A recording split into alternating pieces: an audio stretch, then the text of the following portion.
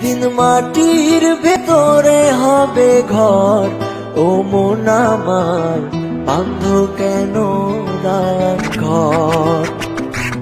একদিন মাটির ভেতরে হবে ঘর, ও মন আমার বাঁধ কেন দালান ঘর, ও মন আমার বাঁধ কেন দালান ঘর।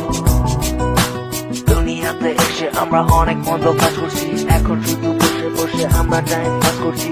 আমি আছি তুমি আছো, হয়তো একদিন থাকবো না, এভাবে আর বসে বসে সময় নষ্ট করবো না।